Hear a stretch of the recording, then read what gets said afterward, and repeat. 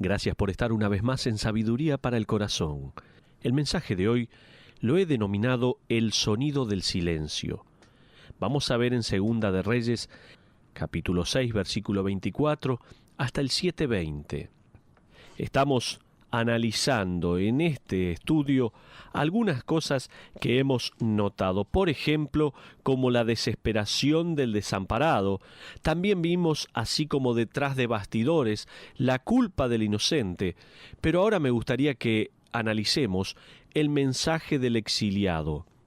Ahora la escena final en donde queremos enfocarnos nos lleva afuera de los muros de la ciudad, lejos del pánico de la ciudad y de las horribles historias sobre el canibalismo y aún sobre el profeta. Vamos a ver la extraña elección de Dios de su mensajero. Nos lleva por medio de una escritura inspirada a observar a 4 leprosos que han hecho un asombroso descubrimiento. El texto nos dice en el versículo 3 que se encuentran en la entrada de la puerta, es decir, están fuera de los muros de la ciudad. Eso era común en aquellos días. Según la ley, a los leprosos no les era permitido disfrutar de la vida dentro de la ciudad.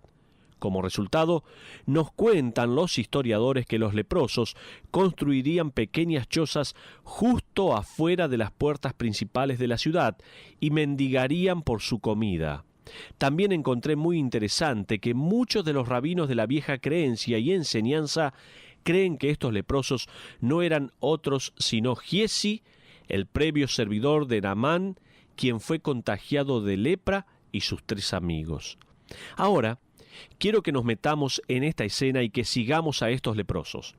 Leamos algunos versículos que se explicarán a sí mismos y miremos desde el versículo 3 al 8. La palabra de Dios dice en estos versículos: había a la entrada de la puerta 4 hombres leprosos, los cuales dijeron el uno al otro: ¿para qué nos estamos aquí hasta que muramos? Si tratáremos de entrar en la ciudad por el hambre que hay en la ciudad, moriremos en ella. Y si nos quedamos aquí, también moriremos. Vamos pues ahora y pasemos al campamento de los sirios. Si ellos nos dieren la vida, viviremos, y si nos dieren la muerte, moriremos. Se levantaron pues al anochecer para ir al campamento de los sirios, y llegando a la entrada del campamento de los sirios, no había allí nadie.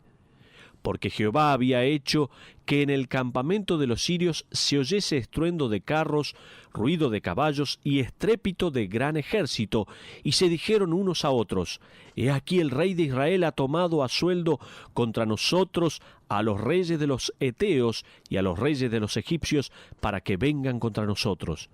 Y así se levantaron y huyeron al anochecer, abandonando sus tiendas, sus caballos, sus asnos y al campamento como estaba, y habían huido para salvar sus vidas. Cuando los leprosos llegaron a la entrada del campamento, entraron en una tienda y comieron y bebieron y tomaron de allí plata y oro y vestidos, y fueron y lo escondieron, y vueltos entraron en otra tienda y allí también tomaron y fueron y lo escondieron. ¿Puedes imaginarte siendo uno de estos leprosos? Tu vida ha constado en conseguir alimentos a duras penas. Has rogado por alimento afuera de las puertas de la ciudad. Tu vestimenta no es nada más que una colección de harapos. No tienes nada que puedas considerar de tu propiedad, con excepción quizás de una pequeña choza. Imagínate lo que fue para ellos la vista de este campamento. Ahora, debes comprender que estos campamentos antiguos no eran como los campamentos creados por los soldados estadounidenses en una tormenta en el desierto. Estos campamentos antiguos eran oasis móviles. De hecho, Herodotus, quien vivió 400 años antes del tiempo de Cristo, escribió una historia que nos ayuda a comprender. Él contó sobre los tiempos en que los griegos conquistaron Mardonias y saquearon el campamento del ejército. Permíteme mencionar a Herodotus. Él dice esto: en él fue encontrado muchas carpas ricamente adornadas con muebles de oro y plata, muchos lechos revestidos con láminas de oro, y varios cuencos de oro, tazones y vasijas para beber. En los carruajes había bolsos que contenían ollas de oro y de plata, y los cuerpos de los asesinados estaban provistos de brazaletes y cadenas y ornamentos de oro, sin mencionar las ropas bordadas por las cuales ninguno se veía interesado. Este campamento era un paraíso para los mendigos. Solo puedo imaginarme a estos 4 leprosos pellizcándose a ellos mismos para comprobar si estaban verdaderamente despiertos. Puedo imaginarlos riendo y llorando al mismo tiempo mientras corrían de un lugar a otro. Uno de ellos diría: «¡Hey! Vengan aquí y vean la comida que encontré en esta carpa». Y ellos llenarían sus bocas con esa deliciosa comida. Y quizás otro diría: «¡Hey! Miren aquí este bolso lleno de oro. Soy rico. Es todo mío». Y otro diría: «¡Hey! Miren esta carpa, hay ropas para nosotros. Podemos quitarnos estos sucios harapos y ponernos estos ropajes de seda. Allí hay un talle 42 y me queda perfecto». Puedo imaginar el hecho de descubrir todo esto. Están asegurados de por vida. ¡Qué tremendo! Una maestra estaba tratando de impresionar a sus alumnos sobre la importancia de la honestidad. Ella le preguntó a su clase: «Supónganse que encuentran un portafolios con $500,000 en él. ¿Qué harían?». Juancito levantó inmediatamente su mano y respondió: «Si le perteneciera a una familia pobre, lo devolvería». Imagina esta historia. Puedes quedarte con todo. En algún punto de toda esta excitación, uno de ellos, o tal vez 2 de ellos, se detuvieron y dijeron: «Hey, esperen un segundo, amigos. ¿Por qué? ¿Qué pasa? ¿Qué hay de malo?». Bueno, estaba pensando, ustedes saben, sobre nuestros compatriotas en Samaria. Hoy habrá más personas muriendo, más niños siendo sacrificados. Esto no está bien. ¿Qué es lo que harías si encuentras un Stradivarius? ¿Lo esconderías y lo mantendrías en secreto? ¿O permitirías que el mundo escuchase la música? Miremos el versículo 9 en su parte primera. Luego se dijeron el uno al otro: «No estamos haciendo bien».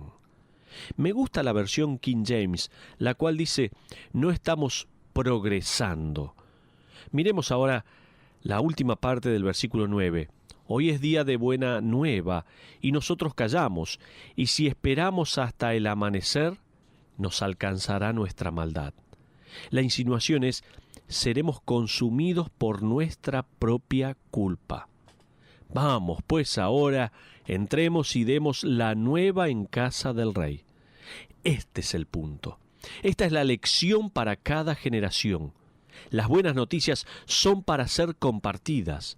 El mensaje de Jesucristo que tú has recibido no es para que sea escondido, es para que sea anunciado. La gracia de Dios que ha brillado en tu corazón no es para que sea retenida, es para que sea reflejada. Un Stradivarius es para que sea tocado. Pienso que es irónico en este sentido. Esos hombres desterrados y despreciados fueron los escogidos para anunciar las maravillosas noticias. ¿No es eso interesante? Del mismo modo, lo fueron los pastores, si lo recuerdas. Los pastores fueron desterrados, considerados impuros, se les negó el acceso a la adoración en el templo. Aún así, serían los pastores, según Lucas capítulo 2, los que serían los primeros en anunciar que les ha nacido un Salvador, quien es Cristo el Señor. ¡Qué maravilloso! Nunca pienses que Dios no puede utilizar a todos sus hijos. Aquellos que han recibido a su Hijo pueden ser usados como heraldos de este Hijo y pueden ser enviados a comunicar el mensaje a su generación.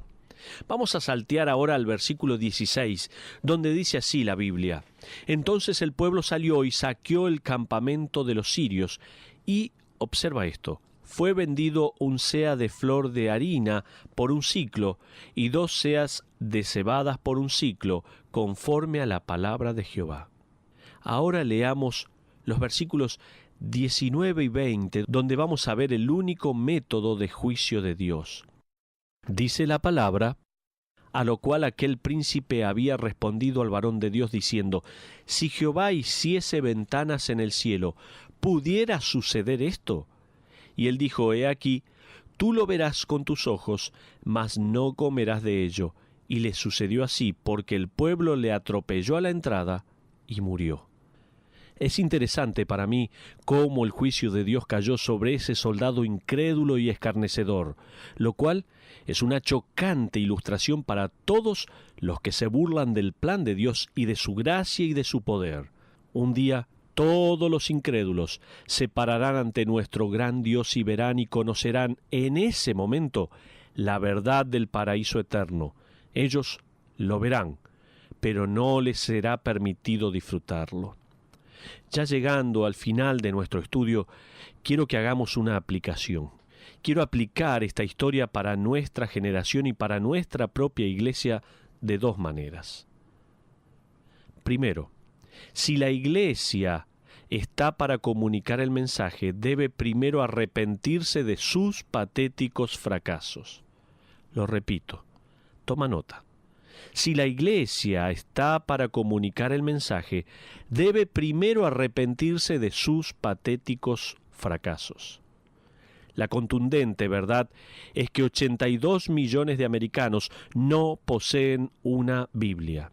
100 millones de americanos no asisten a ninguna clase de iglesia, ni siquiera para Pascuas o tal vez para Navidad. En el año 1900 había una iglesia protestante por cada 12.000 personas en América. Hoy en día hay una iglesia protestante por cada 27.000 personas. El promedio de la iglesia alcanza a menos de 200 de esos 27.000. No estamos progresando. Hemos descubierto el paraíso y sin embargo es nuestro secreto. A la larga, la iglesia no se mueve como un poderoso ejército, se mueve más como una tortuga que está buscando un blando agujero en una playa, en donde pueda esperar hasta que Jesús nos lleve a nuestro hogar. No estamos haciendo lo correcto. Si nuestra iglesia fuera responsable de encontrar la constante de crecimiento que debemos encontrar, estaríamos alcanzando a 27.000 personas. Nunca te vayas pensando en que lo que estamos haciendo está bien. Aún debemos comenzar a ganar nuestra ciudad para Cristo. Pero pensando en la aplicación, si la iglesia está para comunicar el mensaje, debe primero arrepentirse de sus patéticos fracasos, decíamos en primer lugar.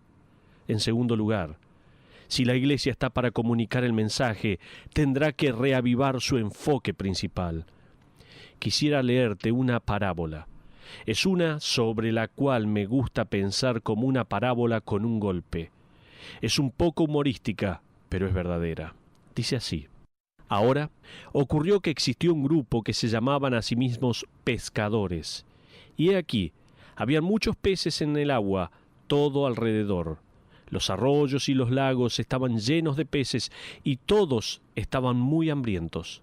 Semana tras semana, mes tras mes, año tras año, personas que se llamaban a sí mismas pescadores se juntaban en encuentros y hablaban de sus llamados a la pesca, sobre la abundancia de peces y también de cuánto ellos necesitaban ir a pescar.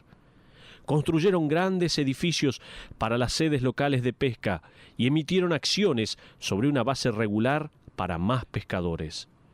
Pero ellos no pescaban. Organizaron un tablero para enviar pescadores a otros lugares donde había muchos peces. Su gran visión y valentía para hablar sobre la pesca se veían reflejados en sus folletos de promoción y en sus briosas reuniones en donde les deseaban el bien a estos pescadores. Pero el staff y los miembros del comité nunca salían a pescar. Grandes y elaborados centros de entrenamiento fueron construidos para enseñar a los pescadores cómo pescar. Personas con doctorados en pescalogía eran contratados para llevar a cabo la enseñanza, pero todo lo que ellos hacían era enseñar sobre la pesca. Ellos no pescaban. Luego de un conmovedor encuentro sobre la necesidad de la pesca, un joven camarada dejó el encuentro y se fue a pescar. pescó 2 prominentes peces. Fue honrado por su excelente pesca y fue acreditado para concurrir a todos los grandes encuentros para hablar sobre su experiencia. De modo que abandonó la pesca para viajar contando su historia a las personas que afirmaban ser pescadores, aun si nunca encontraban el tiempo para ir a pescar. Y Jesús dijo: «Síganme, y los haré pescadores de hombres, de mujeres, de niños, de chicas, de chicos». Mateo, capítulo 4, versículo 19, en una traducción suelta. Es tiempo de que te preguntes a ti mismo: ¿en qué negocios estoy? Quizás pienses equivocadamente que estás en los negocios de la computación. No lo estás. Puedes en error pensar que estás en los negocios o los asuntos médicos. No lo estás. Mi amigo, estás en los negocios del Rey. Eres un embajador de Dios en la tierra, ubicado gracias a su plan en la profesión médica, o en el mundo de la informática, o de los farmacéuticos, o en las ventas, o en las reparaciones. Tu negocio es su comisión, la cual es compartir con las personas una a la vez que has encontrado un tesoro que ha satisfecho tu alma, que ha limpiado tu conciencia y que ha reservado un lugar para ti en el paraíso eternal, y quieres que ellos también lo tengan. Necesitamos quitar el polvo y afinar las cuerdas, y debemos dejar que el mundo escuche la maravillosa música que hemos estado manteniendo en silencio hasta este momento. Si quieres saber cuál es el sonido de la iglesia hoy en día, es el sonido del silencio. Mientras el mundo se torna más ruidoso, comunicando el valor de las aguas azucaradas, nosotros hemos descubierto la eternidad. Pueda Dios ayudarnos a romper el silencio y a compartir el secreto. Cuán trágico es mantener las buenas noticias para nosotros mismos. ¿Has invitado a alguien a ir al cielo contigo? Le pedirás a Dios que te dé la pasión por aquellos que te rodean, de manera que puedas hacer eco de las palabras de un poeta anónimo. Él decía esto: «Cuando entre en esa hermosa ciudad y los santos en la gloria se acerquen, quiero que alguien me salude y me diga: fuiste tú quien me invitó aquí». Vamos a terminar orando en este momento, a pedirle perdón al Señor, porque el sonido de la iglesia hoy, en general, es el silencio. Padre, te pedimos perdón, porque no estamos compartiendo tu palabra con aquellos que la necesitan. ¿Cuántas veces enmudecemos, callamos y no compartimos tu palabra tan maravillosa con tantas personas que tienen necesidad? Te pedimos que nos perdones y coloques en nosotros esa pasión de compartir el Evangelio a otros. Ayúdanos, Señor. Te lo pedimos en el nombre de Cristo Jesús. Amén.